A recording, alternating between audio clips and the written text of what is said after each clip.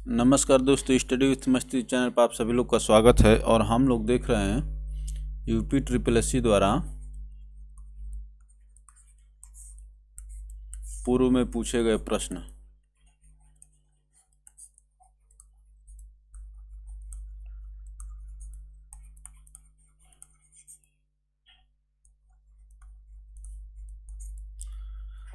तो इसमें हम लोग हिस्ट्री, ज्योग्राफी ख़त्म कर चुके हैं और साइंस चल रहा है। साइंस में फिजिक्स और केमिस्ट्री ख़त्म हो चुका है और ये बायोलॉजी की दूसरी वीडियो है। इससे पहले वाली वीडियो में और सब कवर है। और ये पाचन और उत्सर्जन आज हम लोग देखेंगे। पाचन और उत्सर्जन में ये पहला क्वेश्चन है, तो बताइए टाइलिन एंजाइम का संबंध किससे है? टाइलिन एंजाइम का संबंध किससे है? टायालीन, YA होता है। टायालीन, TYA, PTYA, P साइलेंट होता है, LIN। टाइलिन एंजाइम का संबंध जो है किससे है, ये आपको बताना है। तो हम सभी जानते हैं कि टाइलिन जो है लार में पाया जाता है। ऑप्शन सी करेक्ट होगा। चलिए आगे चलते हैं। देखिए यहाँ पर लिखा है, इसको देख लीजिए, स्पेल टेस्ट में पूछ लेगा। PT टायालीन मानव तथा कुछ अन्य जंतुओं के लार ग्रंथियों द्वारा स्रावित एंजाइम है। यह एक प्रकार का एमाइलेज एंजाइम अल्फा एमाइलेज है। यह स्टार्च को शुगर में परिवर्तित कर देता है। स्टार्च को शुगर में परिवर्तित करता है, अर्थात स्टार्च का पाचन शुरू कर देता है। लार हल्की अम्लीय 6.8 pH होती है। इसमें लगभग 99.5% जल होता है। मनुष्य के मुख गुहा से लगभग 1 से 1.5 लीटर लार का श्रावण प्रतिदिन होता है। 1 से लेकर 1.5 लीटर लार का श्रावण जो है प्रतिदिन होता है। या इसका pH भी पूछा जाता है। टाइलिन का pH भी पूछा जाता है, इसको आप याद रखेंगे 6.8। तो ये क्या हो गया? अम्लीय हो गया।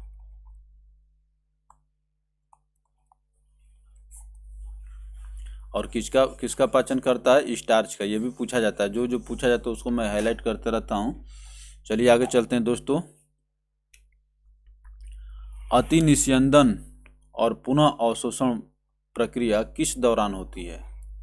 अति निस्यंदन और पुनः अवशोषण प्रक्रिया किस दौरान होती है, बताइए।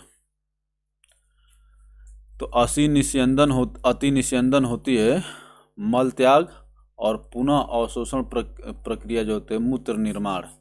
ऑप्शन सी आपके यहाँ पर करेक्ट होगा। अति निस्यंदन मल त्याग और पुनः अवशोषण जो है मूत्र निर्माण के दौरान होता है। चलिए आगे चलते हैं दोस्तों। अति निस्यंदन और पुनः अवशोषण प्रक्रिया मल त्याग और मूत्र निर्माण के दौरान होती है। मूत्र निर्माण में 3 मुख्य प्रक्रियाएं होती हैं: निस्यंदन, पुनरावशोषण और एवं श्रवण। अति सूक्ष्म निस्यंदन जिसको कहते हैं अल्ट्राफिकेशन क्रिया द्वारा रक्त में मौजूद यूरिया एवं अन्य उत्सर्जित पदार्थ का वृक्क में छनन होता है। वृक्क माने किडनी। अति सूक्ष्म निस्यंदन क्रिया द्वारा रक्त में मौजूद यूरिया एवं अन्य उत्सर्जित पदार्थ का वृक्क में छनन होता है।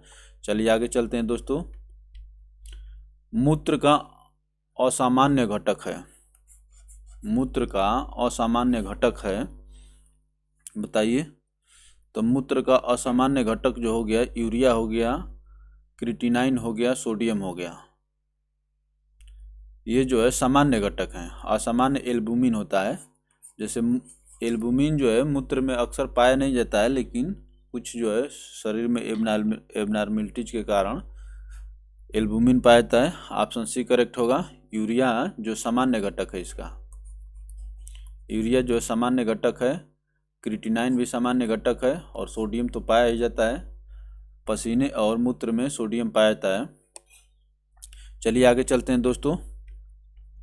मूत्र हल्का अम्लीय, पीएच मान 6 होता है। और टाइलिन लार का कितना था? लार का पीएच कितना था? लार का पीएच था 6.8।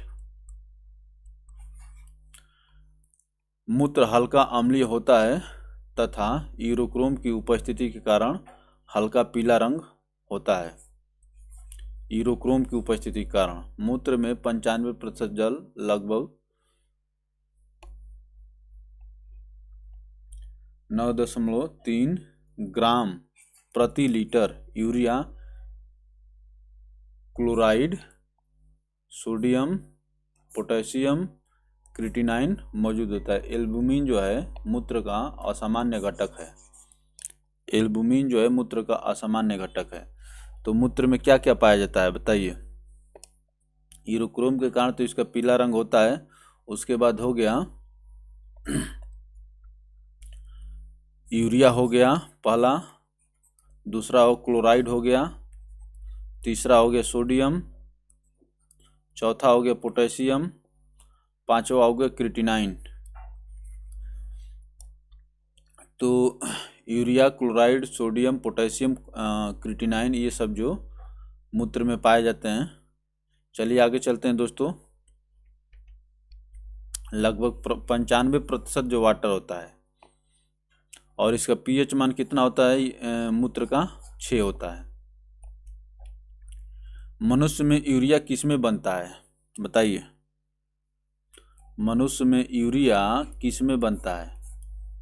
ये अधीनस्थ सेवा चयन आयोग, सम्मिलित अवर अधीनस्थ सेवा प्रथम, ये लोअर फर्स्ट जो 2016 में हुआ था उसका क्वेश्चन है। तो यूरिया का निर्माण जो होता है यकृत में होता है, लीवर में। लीवर आपके शरीर में बहुत महत्वपूर्ण भूमिका निभाता है। ऑप्शन ए करेक्ट होगा। चलिए आगे चलते हैं दोस्तों। यकृत कोशिकाओं में अमोनिया तथा कार्बन डाइऑक्साइड की अभिक्रिया के फलस्वरूप यूरिया का संश्लेषण होता है। अमोनिया तथा कार्बन डाइऑक्साइड की अभिक्रिया के फलस्वरूप यूरिया का संश्लेषण होता है। यह उत्सर्जन का जैव रासायनिक पहलू होता है। इसमें आर्निथिन, सिट्रुलिन और आर्जिनिन का चक्रीय उपयोग होता है। इसमें आर्निथिन, सिट्रुलिन और आर्जिनिन का चक्रीय उपयोग होता है। चलिए आगे दोस्तों। तो इसमें मेन देखना है कि यकृत जो लीवर जो आपका अमोनिया और कार्बन डाइऑक्साइड की क्रिया के पश्चात यूरिया का निर्माण करता है। चलिए अगले प्रश्न पर चलते हैं दोस्तों। प्रत्येक गुर्दे में बड़ी संख्या में निस्यंदन इकाइयां पाई जाती हैं जिन्हें कहा जाता है बताइए? गुर्दा, किडनी, गुर्दा या वृक्क कहते हैं इसको। प्रत्येक गुर्दे में बड़ी संख्या में निस्यंदन इकाइयां, फिल्ट्रेशन इकाइयां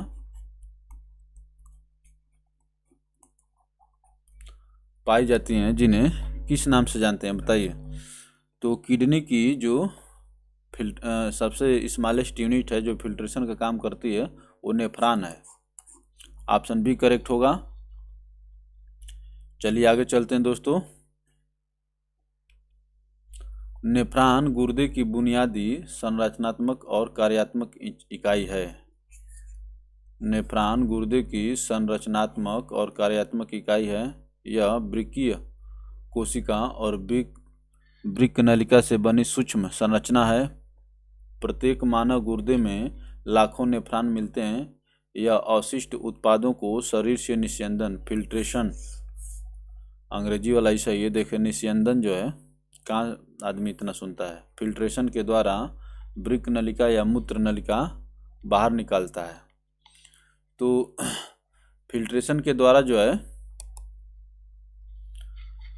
अवशिष्ट को किडनी बाहर निकालती है। चलिए आगे चलते हैं दोस्तों। हमारे पेट में स्थित पाचक रस में मुख्य रूप से होता है। बताइए पाचक रस में क्या होता है? आप जानते हैं कि हाइड्रोक्लोरिक अम्ल पाया जाता है या HCl पाया जाता है हमारे पेट में। यही आंसर होगा आपका।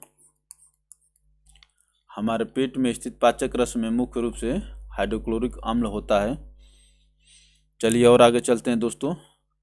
हमारे पेट या आमाशय स्टमक से स्रावित प्रमुख पाचक रस को जठर रस कहते हैं। इसमें मुख्य रूप से हाइड्रोक्लोरिक अम्ल होता है। जठर रस की उच्च अम्लता इसमें उपस्थित हाइड्रोक्लोरिक के कारण होती है। जठर रस की उच्च अम्लता इसमें उपस्थित हाइड्रोक्लोरिक अम्ल के कारण होती है। अर्थात जठर रस कैसा होता है? अम्लीय होता है। जठर रस की उच्च अम्लता इसमें उपस्थित हाइड्रोक्लोरिक अम्ल के कारण होती है। चलिए आगे चलते हैं दोस्तों। अब प्रकाश संश्लेषण वाला टॉपिक से जो प्रश्न पूछे गए हैं, देखिए युवा कल्याण एवं विकास दल अधिकारी 2018 का ये फर्स्ट शिफ्ट का क्वेश्चन है। बताइए प्रकाश संश्लेषण में रोशनी किस ऊर्जा में परिवर्तित हो जाती है? रोशनी किस ऊर्जा में परिवर्तित हो जाती है बताइए। तो प्रकाश संश्लेषण में पेड़ पौधे जो है सूर्य की उपस्थिति में मैंने प्रकाश संश्लेषण का फोटोसिंथेसिस का क्रिया करते हैं। तो ये प्रकाश संश्लेषण में रोशनी जो है, प्रकाश जो है रासायनिक ऊर्जा में परिवर्तित हो जाता है। ऑप्शन डी करेक्ट होगा। चलिए आगे चलते हैं। ताप ऊर्जा, उष्मा ऊर्जा, यांत्रिक ऊर्जा, ये सब कहाँ होता है बताइए। रासायनिक ऊर्जा होता है। पौधे अपना भोजन बनाते हैं। प्रकाश संश्लेषण एक उपापचय की संश्लेषणात्मक क्रिया है। संश्लेषणात्मक क्रिया है जिसमें सूर्य के प्रकाश में क्लोरोफिल की सहायता से कार्बन डाइऑक्साइड एवं पानी के रासायनिक संयोग से पेड़ पौधे द्वारा भोजन का निर्माण होता है। इस क्रिया में रोशनी सौर ऊर्जा रासायनिक ऊर्जा में परिवर्तित होती है जो ग्लूकोज अणु में संग्रहित रहती है। नोट, प्रकाश संश्लेषण के दौरान निकली ऑक्सीजन पानी के विघटन से प्राप्त होती है। ये प्रश्न पूछा गया है कि जो प्रकाश संश्लेषण के द्वारा जो हमको ऑक्सीजन प्राप्त होती है, देखिए यहाँ पर भी ऑक्सीजन है और यहाँ पर भी ऑक्सीजन है। तो आपको ऑक्सीजन कहाँ से मिलती है? ये पानी वाले से मिलती है। यहाँ पर देख रहे हैं 6O2 निकला है ना, तो ये यहाँ से निकला है। ये पूछा गया प्रश्न, इसीलिए नोट करके आपको दिया है। तो प्रकाश संश्लेषण की क्रिया जो होगी 6CO2 + 12H2O क्लोरोफिल की उपस्थिति में और सनलाइट, ये हो गया ग्लूकोज C6H12O6 6O2 + 6H2O। तो पानी जो निकलता है ये तो ऑक्सीजन, ये पानी है 6H2O।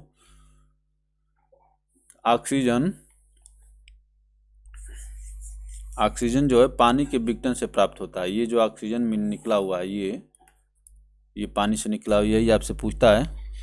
चलिए आगे चलते हैं दोस्तों। प्रकाश संश्लेषण की क्रिया में प्रकाश ऊर्जा बदलती है किस में बताइए। अभी हम लोग देखे हैं तो प्रकाश ऊर्जा रासायनिक ऊर्जा में बदल जाती है। ऑप्शन बी करेक्ट होगा। चलिए और आगे चलते हैं। किस प्रक्रिया के दौरान सौर गतिज ऊर्जा कार्बोहाइड्रेट्स की रासायनिक ऊर्जा में बदल जाती है? किस प्रक्रिया के दौरान सौर गतिज ऊर्जा कार्बोहाइड्रेट्स की रासायनिक ऊर्जा में बदल जाती है? तो ये है प्रकाश संश्लेषण। ऑप्शन बी करेक्ट होगा। चलिए आगे चलते हैं दोस्तों।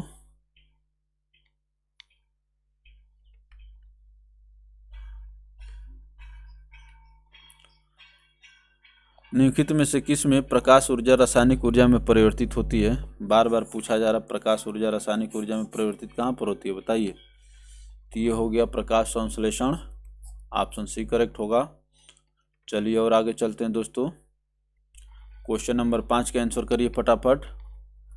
निम्नलिखित में से कौन सी प्रक्रिया एक रासायनिक परिवर्तन है? भौतिक परिवर्तन और रासायनिक परिवर्तन आप जानते हैं। तो रासायनिक परिवर्तन कौन है बताइए। मोम का पिघलना, मोम पिघलेगी तो फिर मोम बन जाएगी। पानी का सघनन, पौधों में वाष्पोत्सर्जन, ये सभी जो है भौतिक प्रक्रिया है। लेकिन पौधों में प्रकाश संश्लेषण जो है एक रासायनिक प्रक्रिया है। ये सभी भौतिक हैं।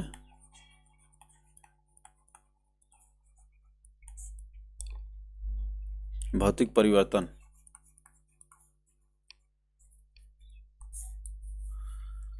तो प्रकाश संश्लेषण रासायनिक होगी। इसमें देखिए पौधों में वाष्पोत्सर्जन वही पानी का क्या होता है, रिसाइकलिंग होता है। आगे चलते हैं दोस्तों। क्वेश्चन नंबर 6 का आंसर करिए फटाफट। क्लोरोफिल जलाया जाए तो कौन सा तत्व शेष बचेगा? क्लोरोफिल जलाया जाए, बर्न किया जाए तो कौन सा तत्व शेष बचेगा, बताइए।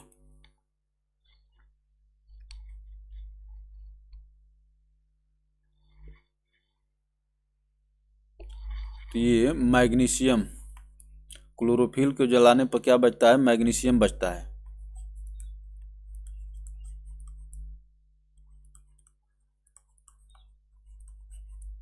क्लोरोफिल को जलाने पर मैग्नीशियम बचता है। ऑप्शन डी करेक्ट होगा। चलिए आगे चलते हैं दोस्तों। क्लोरोफिल या पर्ण हरिम एक प्रोटीन युक्त जटिल रासायनिक यौगिक है। यह वर्णक पत्तों के हरे रंग का कारण, क्लोरोफिल के कारण ही पत्ते हरे रंग के दिखाई देते हैं। हरे रंग का कारण है पौधे द्वारा पर्णहरिम के उत्पादन के लिए मैग्नीशियम की आवश्यकता होती है। पौधे को क्लोरोफिल बनाने के लिए मैग्नीशियम की आवश्यकता होती है। पर्णहरिम के अणु में एक मैग्नीशियम आयन उपस्थित होता है जो जलाने पर शेष बचता है, जिससे बना रहता है। मैग्नीशियम से क्लोरोफिल बना होता है और क्लोरोफिल को जब जलाया जाता है तो क्या बनता है? मैग्नीशियम बचता है, शेष बचता है। इसको याद रखिएगा, बहुत अच्छा क्वेश्चन है। चलिए आगे चलते हैं दोस्तों। आप देखिए विटामिन और एवं पोषण वाला टॉपिक आ गया। विटामिन शब्द का जनक कौन है, बताइए। तो बहुत विटामिन शब्द का जनक कौन है, इसका आंसर करिए फटाफट। तो विटामिन शब्द के जनक जो हैं फंक साहब हैं। तो फंक हम सभी लोग जानते हैं, लेकिन इनका पूरा नाम जान लीजिए, Casimir Funk. Option B correct होगा। विटामिन शब्द का जनक, शब्द का जनक, विटामिन का नहीं, विटामिन शब्द का जनक जो है कासिमिर फंक हैं। ऑप्शन बी करेक्ट होगा। चलिए आगे चलते हैं दोस्तों। विटामिन शब्द के जनक कासिमिर फंक, कैसिमिर फंक हैं। विटामिन रासायनिक रूप से जटिल कार्बनिक यौगिक होते हैं। ये शरीर की उपापचयी क्रियाओं में भाग लेते हैं। इनकी कमी से शरीर में विभिन्न प्रकार के रोग हो जाते हैं। विटामिन कमी से शरीर में विभिन्न प्रकार के रोग हो जाते हैं। चलिए आगे चलते हैं दोस्तों। नारंगी प्रचुर होता है। नारंगी, जिसको ऑरेंज कहते हैं आप लोग,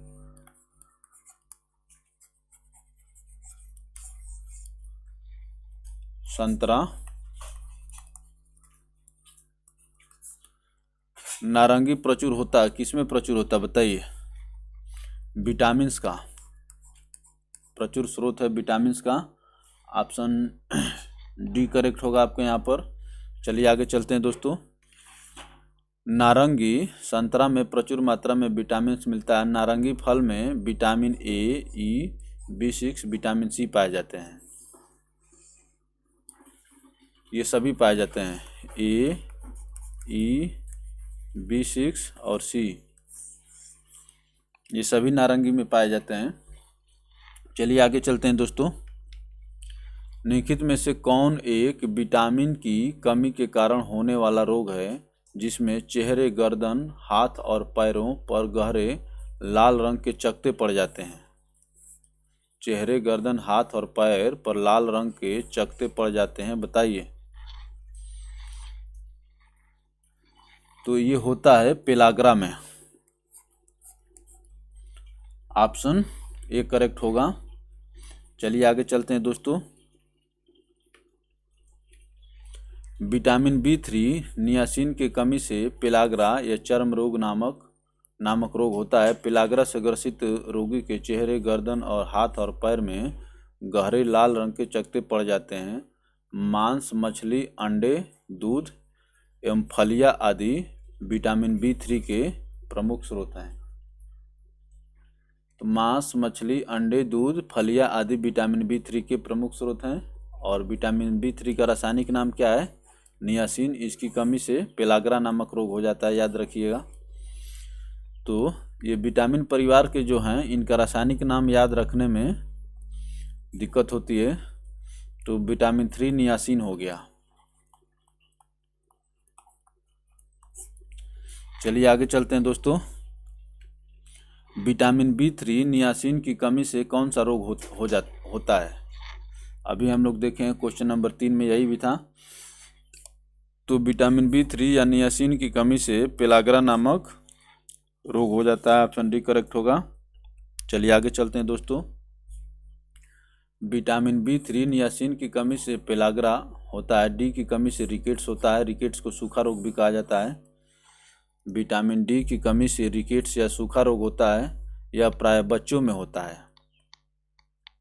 सूखा रोग जो है बच्चों में होता है। विटामिन B1 की कमी से बेरी होता है। विटामिन B1 की कमी से बेरी होता है। तथा विटामिन ए की कमी से कौन सा रोग होता है? रतौंधी रोग होता है। तो याद रखिए। तो विटामिन डी की कमी से बच्चों में रिकेट्स और एडल्ट्स में मरास्मस नामक रोग होता है। याद रखेंगे, बच्चों में रिकेट्स और एडल्ट्स में मरास्मस। और रिकेट्स को क्या कहते हैं? सूखा रोग भी कहते हैं। चलिए और आगे चलते हैं दोस्तों। निम्नलिखित में से उस विटामिन की कमी से विकास का चयन करें जिसमें मुंह पंजों में लाल रंग के धब्बे उत्पन्न हो जाते हैं। तो लाल रंग के धब्बे किस में उत्पन्न होते हैं? पेलाग्रा। पेलाग्रा किसकी कमी के कारण होता है बताइए? Vitamin B3। और B3 का रासायनिक नाम क्या है? नियासिन।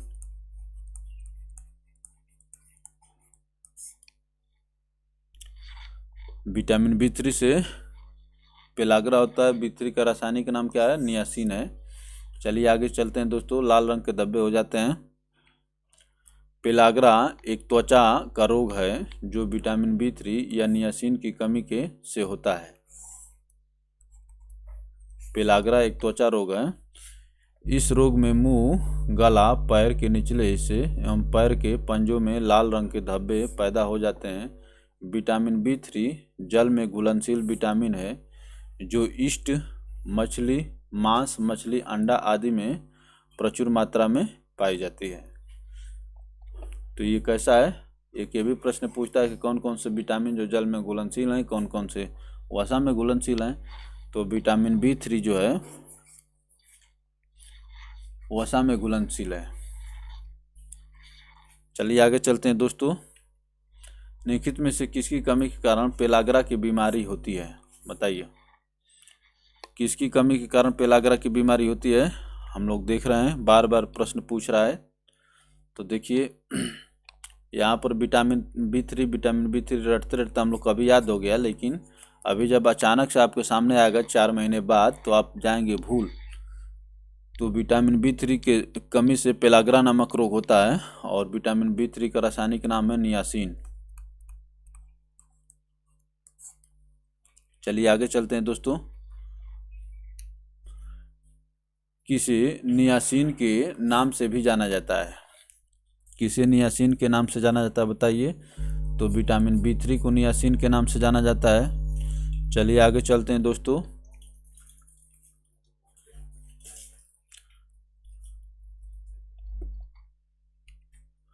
रक्त स्कंदन के लिए आवश्यक है, बताइए रक्त स्कंदन के लिए क्या आवश्यक है?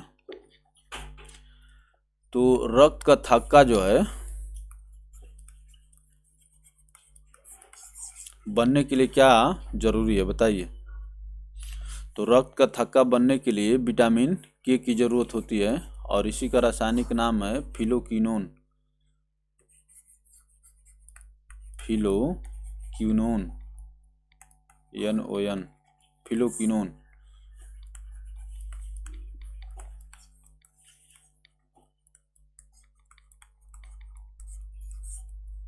याद रखेंगे क्योंकि आप जानते हैं कि रासायनिक नाम भी पूछता है। तो स्कंदन के लिए विटामिन के की आवश्यकता होती है थक्का बनने के लिए, और विटामिन के का रासायनिक नाम है फिलोक्विनोन।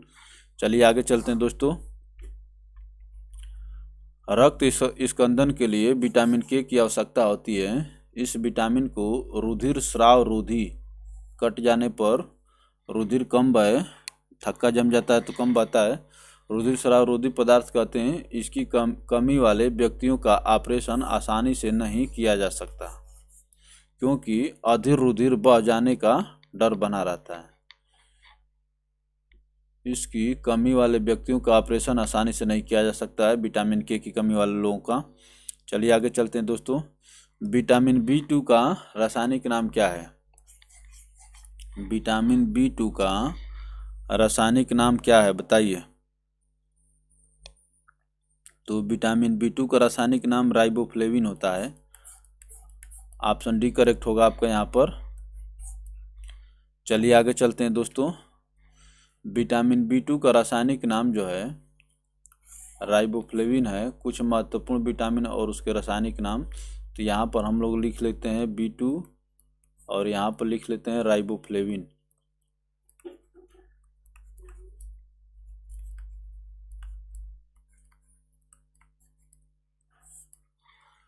तो चलिए देखते हैं विटामिन B1 का क्या हो गया, रेटिनाल हो गया। विटामिन A का रेटिनाल, विटामिन B1 का थायमिन, B2 का riboflavin, niacin,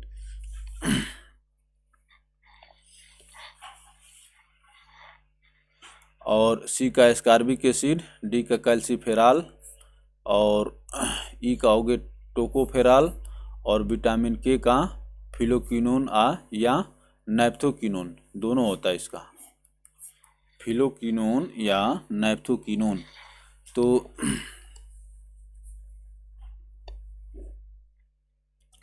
B1 B2 B3, B1 B2 B3 तो क्या हो जाएगा, थरानी। अगर आप याद कर लिया जाए थरानी, तो थायमिन, नियासिन, राइबोफ्लेविन और नियासिन याद हो सकता है क्योंकि ये बहुत कंफ्यूज करता है। B1 B2 B3 थरानी, थायमिन, राइबोफ्लेविन और नियासिन, और यहाँ पर कैल्सीफेराल, टोकोफेराल और फिलोक्विनोन या नैप्थोक्विनोन, ये हो गया रेटिनाल। चलिए आगे चलते हैं दोस्तों। तो जो महत्वपूर्ण चीज़ है उसको देखते रहना जरूरी है, बार बार देखते रहना जरूरी है। तो थरानी याद रखिए, हो सके कुछ आपको मदद मिले। चलिए आगे चलते हैं दोस्तों। निम्नलिखित में से सही सुमेलित नहीं है, बताइए। निम्नलिखित में से सही सुमेलित नहीं है, ये आपको बताना है। जो सुमेलित नहीं है वही आपको बताना है, बताइए। तो देखिए विटामिन डी का एक दे रहा है रेटिनाल, जबकि रेटिनाल नाम है विटामिन ए का, और विटामिन डी का क्या हो जाएगा, कैल्सीफेराल।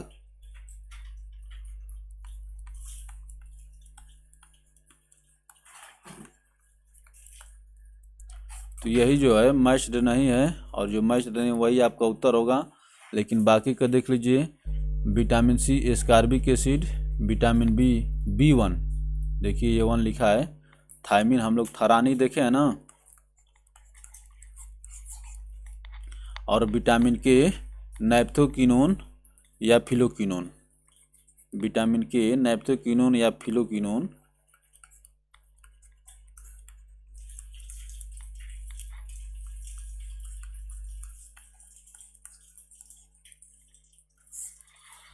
तो ये हो गया।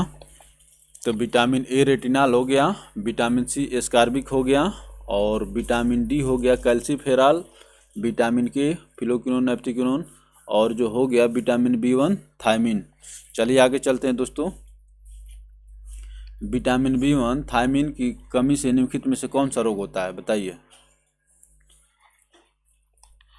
थायमीन की कमी से कौन सा रोग होता है? थायमीन की कमी से बेरी नामक रोग होता है। ऑप्शन बी करेक्ट होगा।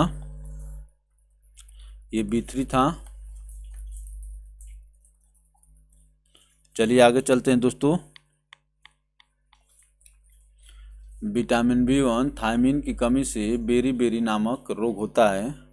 अनाज, फलियां, सोयाबीन, दूध आदि विटामिन B1 के प्रमुख स्रोत हैं। यह जल में घुलनशील विटामिन है। तो सभी बी वाले जो है, देखिए, एक अडेक और BC, ये दोनों जो है जल में घुलनशील हैं और ये वसा में घुलनशील हैं। ADE के वसा में घुलनशील हैं और BC जो है विटामिन B और C जल में घुलनशील हैं। चलिए आगे चलते हैं दोस्तों। वसा में घुलनशील विटामिन कौन सा नहीं है? पूछ लिया ना, मैं जो अभी आपको बताया हूँ। तो वसा में घुलनशील विटामिन कौन कौन से होते हैं बताइए। ADE के अडेक जो होता है वसा में होता है और बाकी B और C जो है जल में घुलनशील होते हैं। तो वसा में घुलनशील विटामिन कौन सा नहीं है? तो A तो है, D भी है, K भी है, B और C जो है ये जल में घुलनशील है।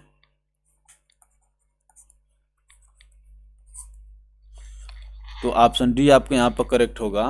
विटामिन B और C जल में घुलनशील हैं। चलिए आगे चलते हैं दोस्तों। विटामिन जटिल कार्बनिक यौगिक होते हैं। ये शरीर की उपापचयी क्रियाओं में भाग लेते हैं। इनकी कमी से सभी शरीर में विभिन्न प्रकार के अपूर्णता रोग हो जाते हैं। इन्हें दो वर्गों में विभक्त किया जाता है। जल में घुलनशील विटामिन BC, वसा में घुलनशील विटामिन अडेक। चलिए आगे चलते हैं दोस्तों। वसा में घुलने वाले विटामिन के कितने प्रकार उपलब्ध हैं बताइए। तो हम लोग अडेक जानते हैं, कितने प्रकार हो गए बताइए। तो 4 प्रकार हो गए। वसा में घुलने वाले विटामिन के कितने प्रकार उपलब्ध हैं? तो 4 प्रकार उपलब्ध हैं। चलिए आगे चलते हैं दोस्तों।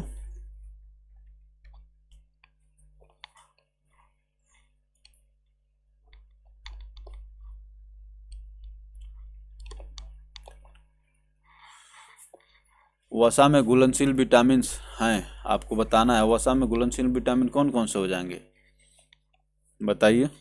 Question number 14। तो अभी हाल में जो देखे हैं उसके देखने के बाद आपको याद हो गया होगा। अडेक जो होता है वसा में होता है। ऑप्शन सी करेक्ट होगा। चलिए आगे चलते हैं दोस्तों। निम्नलिखित में से कौन सा विटामिन वसा में घुलनशील नहीं है? ये पूरा देखा करिए कि किसमें क्या पूछा नहीं है, पूछा है कि है पूछा है। तो सी जो होता है जल में होता है, यही नहीं है। इस प्रकार से आपको उत्तर क्या हो जाएगा? ऑप्शन बी हो जाएगा। चलिए आगे चलते हैं दोस्तों। निम्नलिखित में से कौन सा विटामिन पानी में घुलनशील नहीं है बताइए। तो रेटिनाल किसको कहते हैं? ए को कहते हैं। और हम लोग पढ़े थे थरानी B1, B2 और B3। तो आप जानते हैं कि विटामिन ए जो है वसा में घुलनशील है। तो इस प्रकार से क्वेश्चन नंबर 16 का आंसर क्या हो जाएगा? ऑप्शन ए हो जाएगा। रेटिनाल जो है ये वसा में घुलनशील है, पानी में घुलनशील नहीं है। चलिए आगे चलते हैं दोस्तों।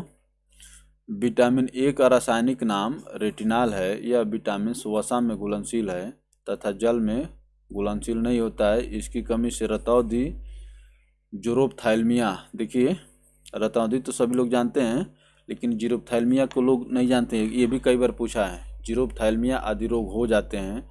गाजर, हरी सब्जियां, दूध, मछली का तेल आदि इसके प्रमुख स्रोत हैं। गाजर, हरी सब्जियां, दूध, मछली का तेल आदि इसके प्रमुख स्रोत हैं विटामिन ए। और इससे रतौंधी तो सभी लोग जानते हैं लेकिन जीरोप्थैल्मिया भी जान लीजिए।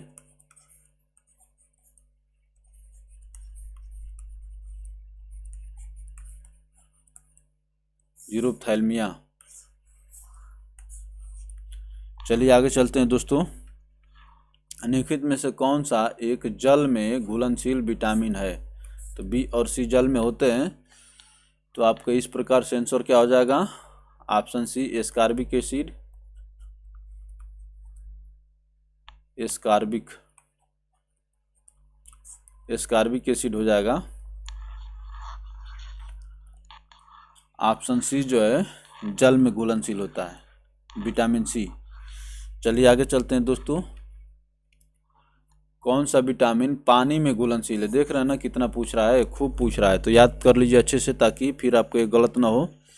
तो पानी में घुलनशील कौन होता है? विटामिन बी और सी होते हैं। ऑप्शन डी करेक्ट होगा। चलेंगे आगे दोस्तों। जल में घुलनशील विटामिन है, बताइए। तो जल में घुलनशील विटामिन बी और सी, इस प्रकार से ऑप्शन बी आपको यहाँ पर करेक्ट आंसर हो जाएगा दोस्तों। चलिए आगे चलते हैं। क्वेश्चन नंबर 20 का आंसर करिए।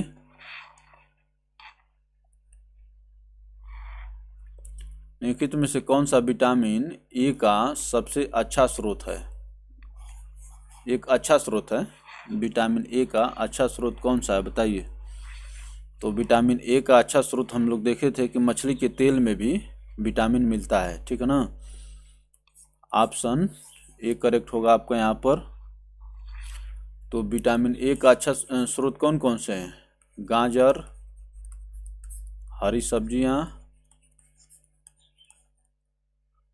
सब्जी, दूध और मछली का तेल। तो यहाँ पर देख रहे हैं कि मछली का तेल दिया हुआ है, तो यही आपका करेक्ट आंसर हो जाएगा। चलिए आगे चलते हैं दोस्तों। विटामिन ए की कमी से निम्नलिखित में से कौन सा रोग होता है? तो विटामिन ए की कमी से रतौंधी और जीरोप्थैल्मिया नामक रोग होता है। ऑप्शन सी करेक्ट होगा यहाँ पर तो, लेकिन जीरोप्थैल्मिया भी याद रखिए।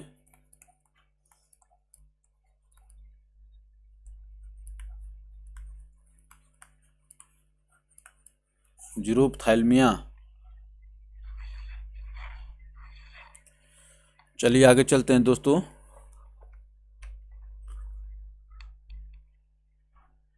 निक्टोलोपिया नामक रोग किस विटामिन की कमी से होता है? रतौंधी को निक्टोलोपिया कहते हैं अंग्रेजी में।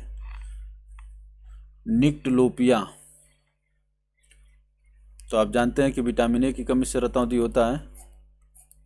ऑप्शन सी करेक्ट होगा।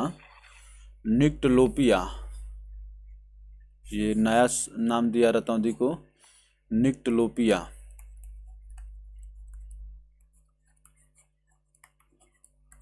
निक्टोलोपिया नामक रोग किस विटामिन की कमी से होता है? या रतौंधी, विटामिन ए। चलिए आगे चलेंगे दोस्तों हम लोग।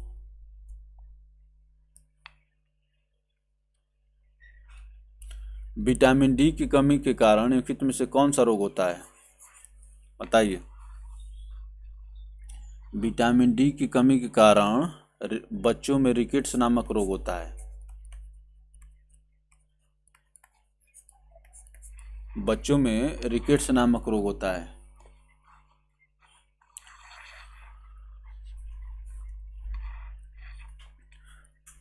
चलिए आगे चलते हैं दोस्तों। विटामिन डी की कमी से बच्चों में सूखा रोग या रिकेट्स तथा वयस्कों में ऑस्टियोमलेशिया नामक रोग होता है। विटामिन डी का रासायनिक नाम कैल्सीफेरॉल है। विटामिन डी को धूप का विटामिन भी कहा जाता है। इसका स्रोत सूर्य की किरणें हैं। वास्तव में सूर्य की किरणों के द्वारा विटामिन डी का निर्माण हमारी त्वचा कोशिकाओं द्वारा किया जाता है। तो रिकेट्स और ऑस्टियोमलेशिया, वयस्कों में इसको याद रखेंगे आप लोग। वयस्कों में ऑस्टियोमलेशिया नामक रोग हो जाता है और बच्चों में रिकेट्स। चलिए आगे चलते हैं दोस्तों। निम्नलिखित में से किसकी कमी से रिकेट्स होता है, बताइए। तो रिकेट्स होता है विटामिन डी की कमी से। ऑप्शन ए करेक्ट होगा। चलिए आगे चलते हैं दोस्तों। बच्चों में सूखा रोग या रिकेट्स नामक विकार पैदा होता है। तो सूखा रोग या रिकेट्स नामक विकार जो होता है विटामिन डी की कमी से होता है। ऑप्शन सी करेक्ट होगा। और जो है वयस्कों में कौन सा रोग होता है? ऑस्टियोमलेसिया, याद रखेंगे आप लोग। चलिए और आगे चलते हैं दोस्तों। निम्नलिखित विटामिनों में से किसे धूप का विटामिन कहा जाता है क्योंकि शरीर सूर्य की किरणों की उपस्थिति में इसे संश्लेषित करने में सक्षम होती है? तो धूप का विटामिन आप जानते हैं, एकदम अच्छा प्रश्न है। क्या विटामिन डी करेक्ट होगा? विटामिन डी और ऑप्शन सी। चलिए आगे चलते हैं दोस्तों। किस विटामिन की कमी से रिकेट्स की बीमारी होती है? देख रहे हैं कितना पूछ रहा है। तो रिकेट्स की बीमारी होती है विटामिन डी की कमी से। और ये भी देखते रहिए किस परीक्षा में पूछा गया है। तो लोअर का परीक्षा जो यूपी ट्रिपल एस सी लिया है, अभी केवल प्रीलिम्स हुआ है, मेंस का परीक्षा भी होना बाकी है। 2019 के 4th शिफ्ट में हुआ था। तो रिकेट्स की बीमारी होती है विटामिन डी की कमी के कारण। चलिए आगे चलते हैं दोस्तों। विटामिन सी का सबसे उत्तम स्रोत है। विटामिन सी का सबसे उत्तम स्रोत क्या है? तो विटामिन सी जो है खट्टे चीज़ों में पाया जाता है। तो ये आंवला इसका सबसे उत्तम स्रोत है। चलिए आगे चलते हैं दोस्तों। विटामिन सी का रासायनिक नाम एस्कॉर्बिक एसिड है। यह खट्टे फलों जैसे आंवला तथा नींबू वंश के फलों साइट्रस फ्रूट्स में सर्वाधिक मात्रा में पाया जाता है। इसके अन्य स्रोत हैं टमाटर, हरी मिर्च, अमरूद, हरी फूल गोभी। टमाटर, हरी मिर्च, अमरूद, हरी फूल गोभी। चलिए अब किसको कह रहा है, लेकिन हरी फूल गोभी ब्रोकली होती है।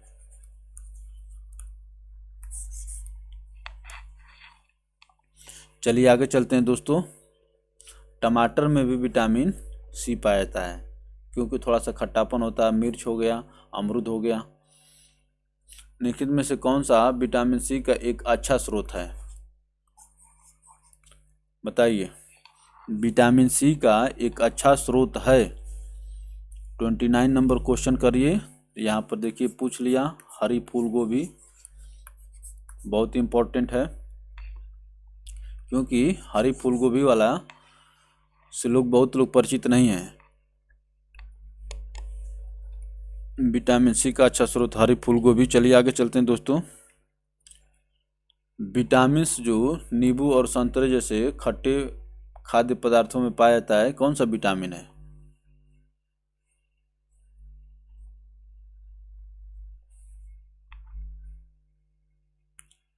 तो इसमें जो है देखिए खट्टे पदार्थों में जो पाया जाता है, खट्टे खाद्य पदार्थों में मुख्यतः जो है विटामिन सी पाया जाता है।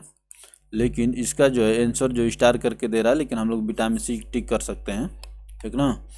चलिए आगे चलते हैं दोस्तों। खट्टे खाद्य पदार्थों नींबू संतरा में प्रचुर मात्रा में विटामिन सी पाया जाता है, परंतु अल्प मात्रा में विटामिन ए, विटामिन बी भी पाया जाता है। मुख्यतः विटामिन ए गाजर, दूध, फल आदि, विटामिन बी मूंगफली, आलू आदि। विटामिन बी जो है मूंगफली और आलू आदि तथा विटामिन डी सूर्य किरण आदि में पाया जाता है। विटामिन डी सूर्य के प्रकाश, दूध, अंडा आदि में पाया जाता है। तो इसमें अंडे में जो पीला वाला जो भाग होता है, इसमें जो होता है विटामिन डी पाया जाता है। और विटामिन डी मूंगफली और आलू याद रखेंगे। चलिए आगे चलेंगे दोस्तों। स्कर्वी रोग किस विटामिन की कमी के कारण होता है? बताइए। स्कर्वी नामक रोग किस विटामिन के कमी के कारण होता है? तो स्कर्वी नामक रोग जो है विटामिन सी की कमी के कारण होता है। चलिए और आगे चलते हैं दोस्तों। विटामिन सी को एस्कॉर्बिक एसिड के नाम से भी जाना जाता है। यह पानी में घुलनशील विटामिन है। यह विटामिन घावों को भरने में सहायता करता है तथा उपापचय दर को बढ़ाता है। यह बहुत ही प्रभावी एंटीऑक्सीडेंट होता है एवं कैल्शियम के अवशोषण में सहायता करता है। विटामिन सी जो है कैल्शियम के अवशोषण में सहायता करता है। इसकी कमी से स्कर्वी नामक रोग हो जाता है। इसकी कमी से स्कर्वी नामक रोग हो जाता है। चलिए आगे चलते हैं दोस्तों। घावों को भरने एंटीऑक्सीडेंट कैल्शियम के अवशोषण में सहायता करता है। निम्नलिखित में से किस विटामिन को एस्कॉर्बिक एसिड कहा जाता है? बहुत ही हलवा प्रश्न है।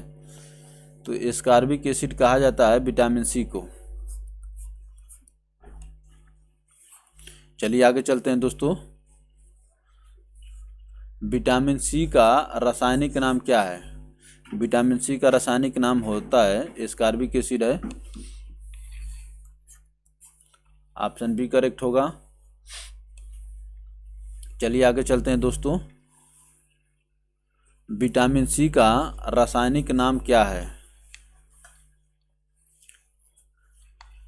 इस देख रहे हैं एस्पार्टिक भी दे रहा है, लेकिन ये नहीं है। विटामिन सी का रासायनिक नाम क्या है? एस्कॉर्बिक एसिड है। आप लोग खुद इतना पढ़ चुके हैं, लेकिन सामने आ रहा है तो इसको देख लिया जाए। चलिए आगे चलते हैं दोस्तों। विटामिन सी की कमी से जो रोग होता है उसे कहा जाता है, बताइए। तो विटामिन सी की कमी से स्कर्वी, CURVY, स्कर्वी नामक रोग हो जाता है। चलिए आगे चलते हैं दोस्तों। विटामिन B1, बेरी, B3, पेलाग्रा, ए रतौंधी। चलिए आगे चलते हैं दोस्तों।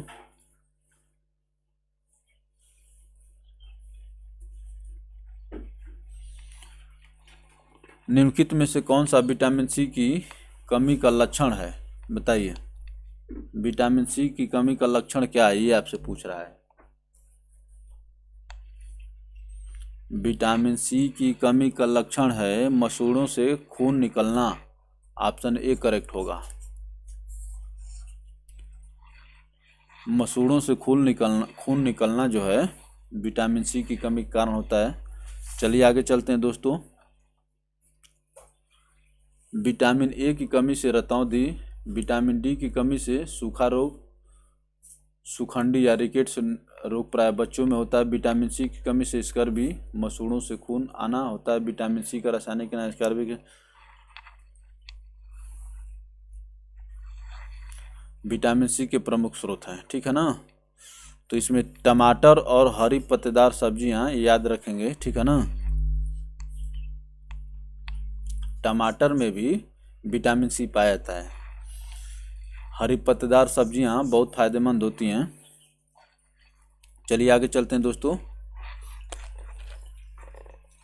निम्नलिखित में से किस विटामिन की कमी के कारण मसूड़ा के से रक्तस्राव होता है और घाव भरने में अधिक समय लगता है? अभी हम लोग देखे हैं मसूड़ा से रक्तस्राव। क्वेश्चन नंबर 37 का आंसर विटामिन सी होगा। और घाव भरने में अधिक समय लगता है। आगे चलते हैं दोस्तों। खट्टे फलों के सेवन को बढ़ाने से निम्नलिखित में से कौन सी बीमारी ठीक हो सकती है, बताइए। खट्टे फलों के सेवन के बढ़ाने से निम्नलिखित कौन सी बीमारी ठीक हो सकती है? Question number 38। तो स्कर्वी होती है सी की कमी से, तो यही ठीक होगी, और क्या। आगे चलते हैं दोस्तों। परीक्षा आपके सर पर मंडरा रही है और उसका आप शिकार करिए, संहार करिए और तैयारी करिए अच्छे से। और थोड़ा सा समय कम है ताकि प्रश्नों का ऑपरेशन किया जाए। पहले प्रीवियस ईयर क्वेश्चन देख लीजिए, क्योंकि प्रीवियस ईयर क्वेश्चन से डायरेक्ट क्वेश्चन आते हैं। किस विटामिन की कमी से स्कर्वी रोग होता है, बताइए। तो विटामिन सी की कमी से स्कर्वी नामक रोग होता है। ऑप्शन बी सी होगा। किण्वन प्रक्रिया द्वारा उत्पादित पहला विटामिन कौन सा है? किण्वन प्रक्रिया द्वारा उत्पादित पहला विटामिन कौन सा है, बताइए। किण्वन प्रक्रिया द्वारा उत्पादित पहला विटामिन विटामिन सी ही है, महत्वपूर्ण है। किण्वन जोड़ देने से ये महत्वपूर्ण होगा, नहीं तब विटामिन सी का तो आप ऑपरेशन कर ही चुके हैं। ऑप्शन ए करेक्ट होगा। चलिए आगे चलते हैं दोस्तों। किण्वन प्रक्रिया के द्वारा सर्वप्रथम उत्पादित विटामिन विटामिन सी है था, जिसे बैक्टीरिया की सहायता से उत्पादित किया था। बैक्टीरिया की सहायता से उत्पादित किया था। ये वैज्ञानिक जी का नाम है, जिसे हंगरियन वैज्ञानिक अल्बर्ट वान जेंट जियोगोई ने एक बैक्टीरिया की सहायता से उत्पादित किया था। अच्छा प्रश्न है। चलिए आगे चलते हैं दोस्तों। खाना बनाते समय निम्नलिखित में से कौन से विटामिन अधिक ताप के कारण आसानी से नष्ट हो जाते हैं? ये भी बहुत महत्वपूर्ण प्रश्न है, बताइए। खाना बनाते समय निम्नलिखित में से कौन सा विटामिन अत्यधिक ताप के कारण नष्ट हो जाते हैं? तो ये जो है वही आपका विटामिन सी है भाई। हरी फल सब्जियों को जब आप पकाते हैं तो विटामिन सी नष्ट हो जाता है। चलिए आगे देखते हैं दोस्तों। तो जो बी और सी विटामिन वाले स्रोत हैं, तो जैसे आलू है, आलू को बहुत लोग कट करके तब धोते हैं। ऐसा नहीं करना चाहिए, पहले धो लेना चाहिए, उसके बाद छील के तब कट कर देना चाहिए। कट करके धोने से, आलू को काट कर धो देंगे तो उसमें फिर विटामिन निकल जाता है, क्योंकि बी और सी जो विटामिन जो जल में घुलनशील है, वो विटामिन पानी के साथ निकल जाते हैं। चलिए आगे चलते हैं दोस्तों। खाना बनाते समय अत्यधिक ताप के कारण विटामिन सी आसानी से नष्ट हो जाता है। चलिए और आगे चलते हैं। विटामिन ई से संबंधित कौन सा रासायनिक पदार्थ है, बताइए। तो विटामिन ई का रासायनिक नाम बता दीजिए, यही आपसे पूछ रहा है, ठीक ना। तो विटामिन ई का रासायनिक नाम जो होता है टोकोफेरॉल होता है। विटामिन ई का रासायनिक नाम होता है टोकोफेरॉल। ऑप्शन ए करेक्ट होगा। यहाँ से आपको ये भी याद हो गया, विटामिन ई का रासायनिक नाम भी याद हो गया। चलिए आगे चलते हैं दोस्तों। टोकोफेरॉल सामान्यतः विटामिन ई के नाम से जाना जाता है। टोकोफेरॉल सामान्यतः विटामिन ई के नाम से जाना जाता है। इस विटामिन की कमी से नपुंसकता, बांझपन और गंजापन, गठिया आदि रोग होते हैं। तो देखिए बहुत खतरनाक, ये तो आपको बिना बाल बच्चे का आपको रख देगा। ये जो ऐसा कर सकता है कि भाई आप पापा नहीं कहला पाएंगे। नपुंसकता, बांझपन, गंजापन, गठिया आदि रोग होते हैं। बायोटीन विटामिन B7 या विटामिन एच को कहते हैं। बायोटीन जो है विटामिन B7 या विटामिन एच को कहते हैं। इस विटामिन की कमी से रक्ताल्पता या रक्त में लाल रक्त कणों का अभाव हो जाता है। Vitamin B, biotin B7। Calciferol vitamin D को कहते हैं। इसके अभाव में हड्डी कमजोर हो जाती है तथा बच्चों में रिकेट्स नामक रोग हो जाता है। नेफ्थाक्विनोन एक ऑर्गेनिक रसायन है जो कि नेफ्थिन से संश्लेषित किया जाता है। और नेफ्थाक्विनोन किसका नाम है? विटामिन के का। नेफ्थाक्विनोन या फिलोक्विनोन।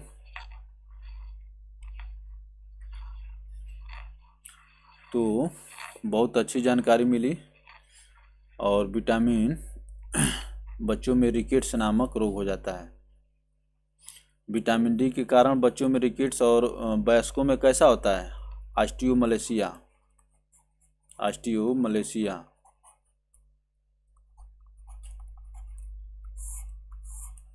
ये वयस्कों में होता है। चलिए आगे चलते हैं दोस्तों। विटामिन डी कंफ्यूज ना करेंगे आप लोग। बादाम कौन से विटामिन में समृद्ध होते हैं? बादाम बताइए। बादाम जो होते हैं कौन से विटामिन में समृद्ध होते हैं? तो विटामिन ई में समृद्ध होते हैं। तो भैया बादाम खूब खाइए और विटामिन ई जो लीजिए। चलिए आगे चलते हैं दोस्तों। एलमंड्स विटामिन ई का समृद्ध स्रोत है। इसमें विटामिन ई की मात्रा लगभग 37% होती है। इसमें मैग्नीज, मैग्नीशियम आदि खनिज भी प्रचुर मात्रा में पाए जाते हैं। तो अगर बांझपन से बचना है तो बादाम खाना है। एलमंड्स, एलमंड ऑयल आप लगाते हैं ना?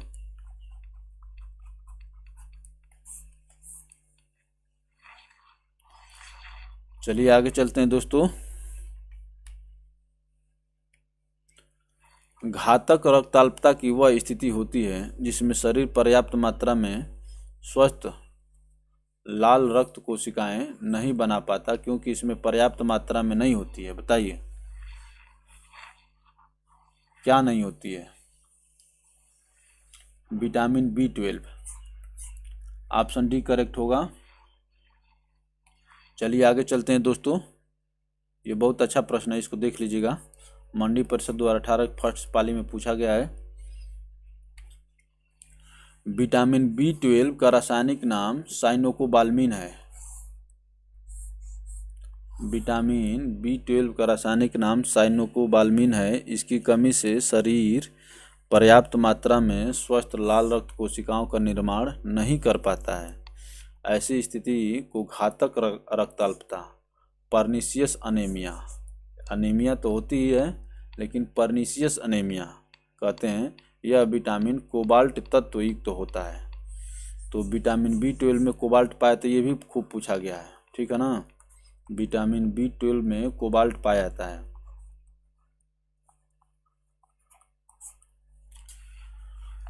और विटामिन बी 12 का रासायनिक नाम जो साइनोकोबाल्मिन है, और इससे जो है घातक रक्ताल्पता, पर्नीशियस अनेमिया होती है। चलिए आगे चलते हैं दोस्तों। बहुत अच्छा प्रश्न था, क्वेश्चन नंबर 44।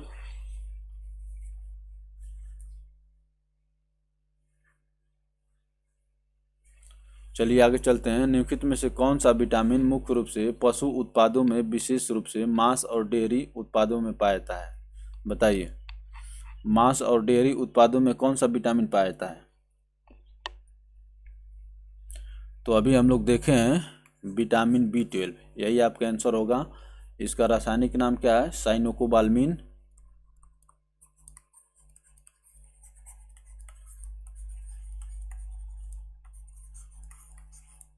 साइनोकोबाल्मिन इसका रासायनिक नाम था।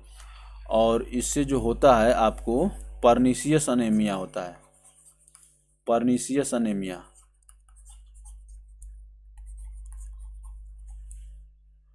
अनेमिया, अनेमिया स्पेलिंग देखते रहेगा, अनेमिया होता है, ये आता है अनेमिया।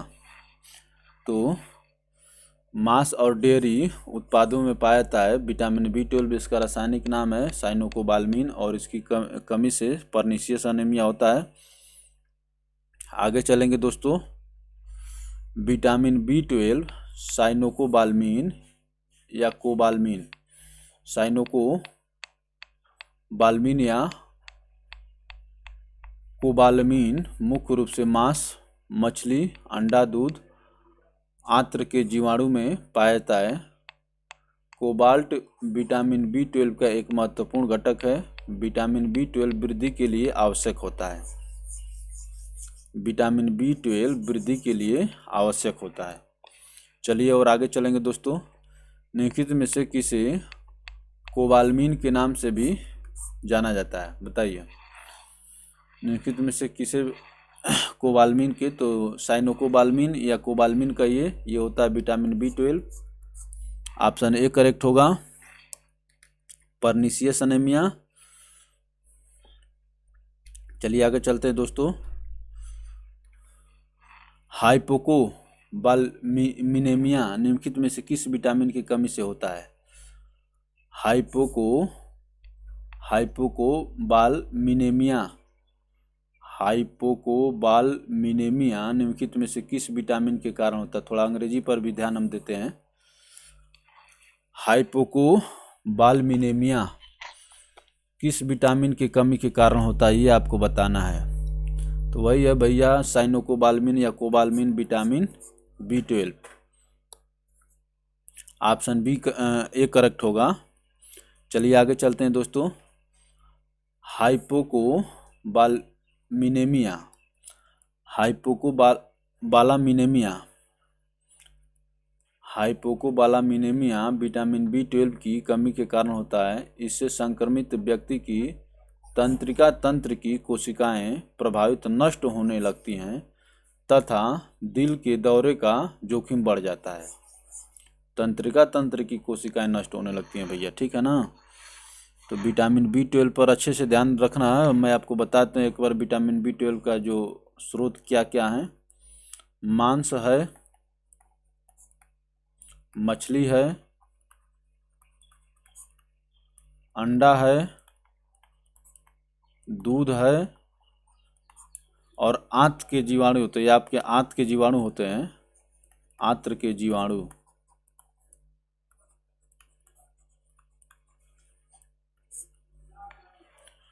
तंत्रिका तंत्र की कोशिकाएं प्रभावित नष्ट होने लगती हैं, दिल का दौरा पड़ने की संभावना होती है। हाइपोकोबालामिनेमिया।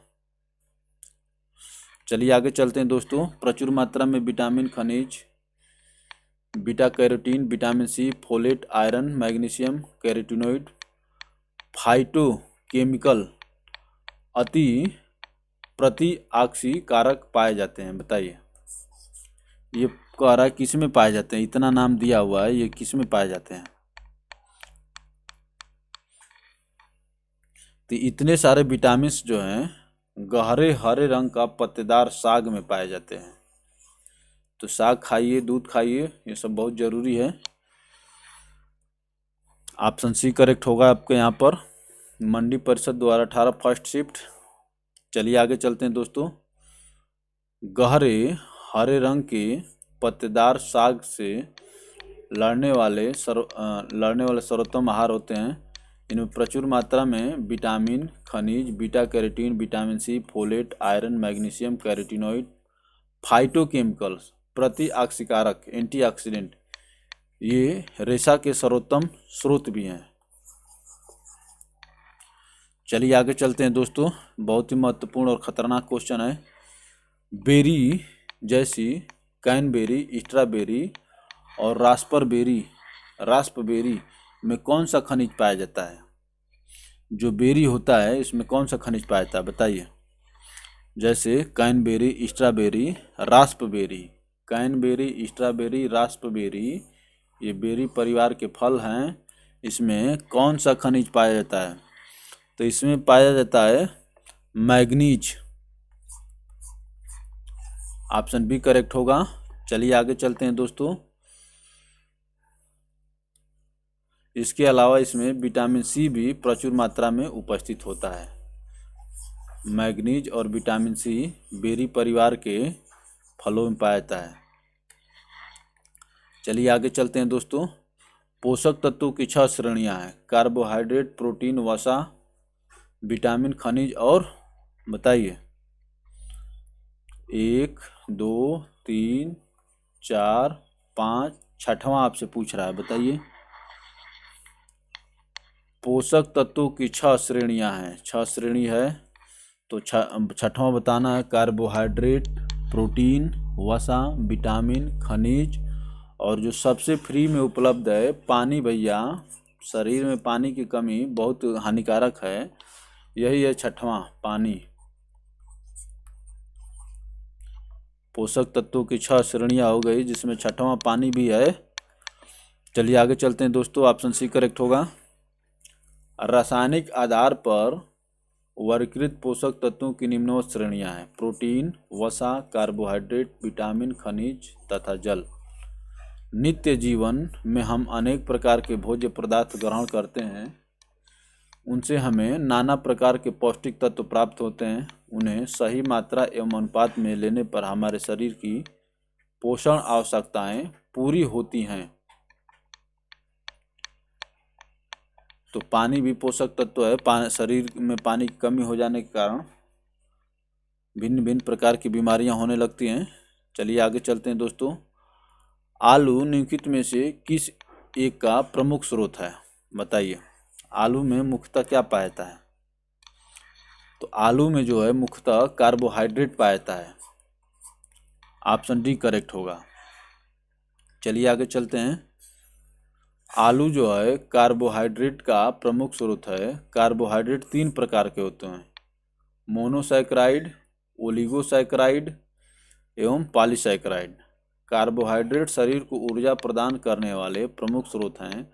आलू में 79% जल, आलू में 79% जल, 17% कार्बोहाइड्रेट, 2% प्रोटीन और न्यून मात्रा में वसा होती है। तो आलू भैया जल होता है, इसीलिए देखते हैं कि आलू की फसल उगाते समय 3-4 पानी उसको 3-4 महीने के अंतर्गत ही दिया जाता है और वजन भी खूब होता है आलू में। तो 17% 17% कार्बोहाइड्रेट पाया जाता है। चलिए आगे चलते हैं दोस्तों। निम्नलिखित में से कौन सा फास्फोरस का एक प्रमुख स्रोत है? फास्फोरस बताइए। निम्नलिखित में से कौन फास्फोरस का एक प्रमुख स्रोत है? तो फास्फोरस का प्रमुख स्रोत जो है दूध है। ऑप्शन डी करेक्ट होगा। चलिए आगे चलते हैं दोस्तों। फास्फोरस खनिज हमारे शरीर की अस्थियों के निर्माण हेतु अनिवार्य हैं। यह शरीर में ऊर्जा उत्पादन एवं नई कोशिका के निर्माण में भी महत्वपूर्ण भूमिका निभाता है। फास्फोरस प्रोटीन युक्त भोजन जैसे दूध, दूध उत्पाद, मांस, सेम आदि में प्रचुर मात्रा में पाया जाता है। तो सेम को बहुत लोग खाना पसंद नहीं करते हैं, देख रहे हैं ना, सेम में जो है फास्फोरस पाया जा रहा है। लेकिन ठीक है, दूध दूध दूध और मांस खाते हैं तो उसमें मिलते रहता है फास्फोरस। चलिए आगे चलते हैं दोस्तों।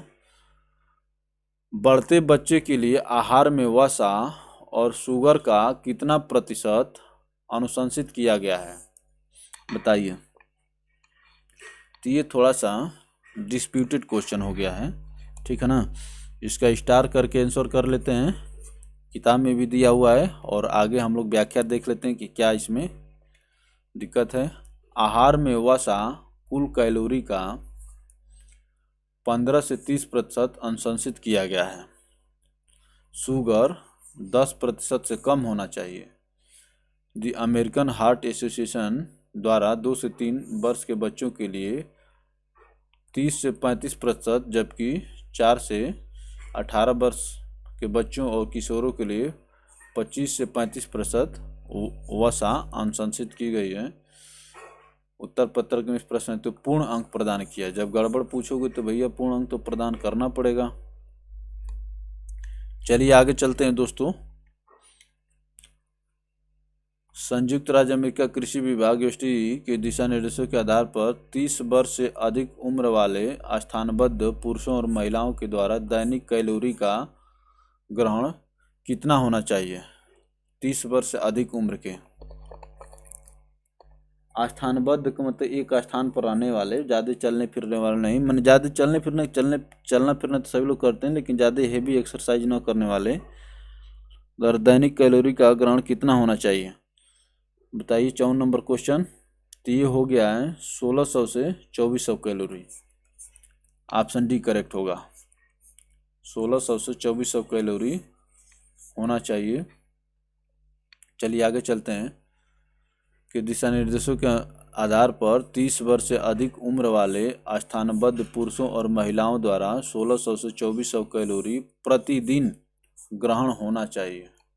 1600 से 2400 कैलोरी प्रतिदिन ग्रहण होना चाहिए। चलिए आगे चलते हैं दोस्तों। कौन सा भोजन तुरंत शक्ति प्रदान करता है? बताइए। Instant energy. तो ग्लूकोज जो होता है आपको तुरंत शक्ति प्रदान करता है। ऑप्शन डी करेक्ट होगा। चलिए आगे चलते हैं दोस्तों। ग्लूकोज सबसे सरल कार्बोहाइड्रेट है। यह जल में घुलनशील होता है। इसका रासायनिक सूत्र होता है C6H12O6। यह स्वाद में मीठा होता है तथा सजीवों की कोशिकाओं के लिए ऊर्जा का सर्वप्रमुख स्रोत है। प्रोटीन शरीर का निर्माणात्मक पदार्थ है, जबकि विटामिन जल एवं खनिज लवण उपापचयी क्रियाओं का नियंत्रण एवं नियमन करते हैं। जबकि विटामिन, जल एवं खनिज लवण विटामिन, जल एवं खनिज लवण उपापचयी क्रियाओं का नियंत्रण व नियमन करते हैं। चलिए आगे चलते हैं दोस्तों।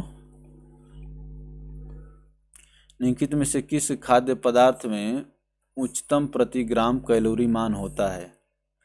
निम्नलिखित में से किस खाद्य पदार्थ में उच्चतम प्रति ग्राम कैलोरी मान होता है, बताइए। तो ये घी में होता है। इसीलिए घी खाने पर आप देखते हैं कि भैया आप मोटे हो जाएंगे। घी में खूब फैट पाया जाता है और फैट फाइनली जो है वो एनर्जी होती है, लेकिन किसी भी चीज़ का एक्सेस जो बहुत ज़्यादा अच्छा नहीं होता है। खाद्य पदार्थ में उच्चतम प्रति ग्राम कैलोरी मान होता है तो घी हो गया। चलिए आगे चलते हैं दोस्तों।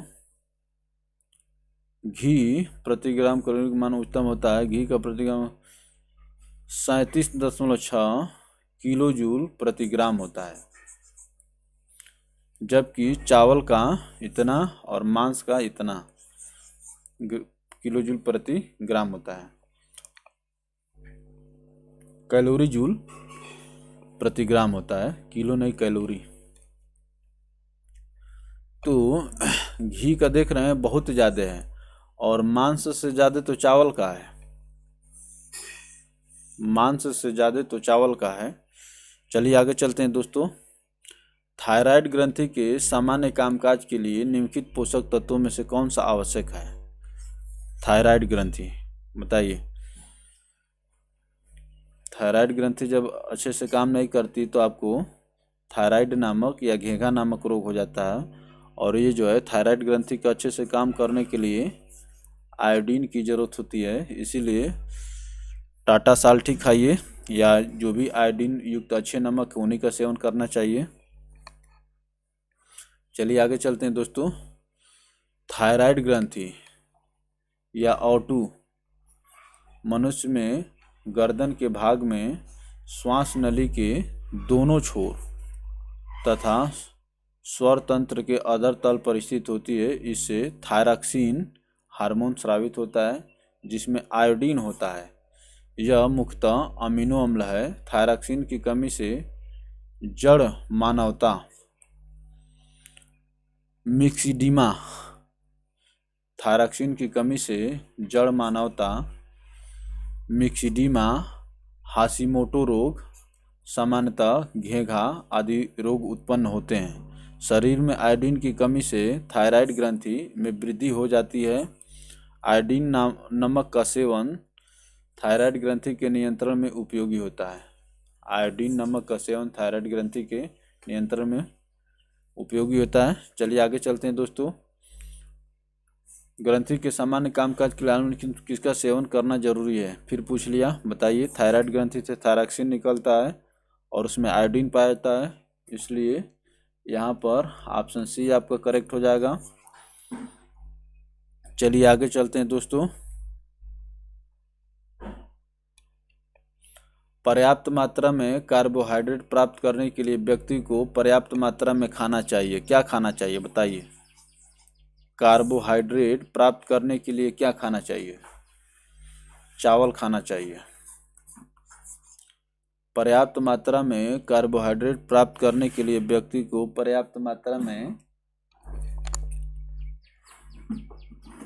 चावल खाना चाहिए। ऑप्शन बी करेक्ट होगा। चलिए आगे चलते हैं दोस्तों।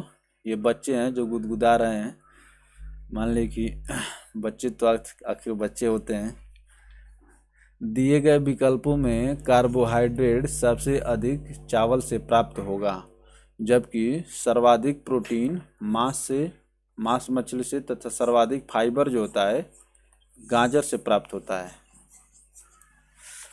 तो कार्बोहाइड्रेट चावल और प्रोटीन मांस मछली और फाइबर जो है गाजर हो गया। चलिए दोस्तों, तो आगे आपका अगला टॉपिक हो गया अंतःस्रावी ग्रंथियां एवं हार्मोन। इसको हम लोग देखते हैं अभी।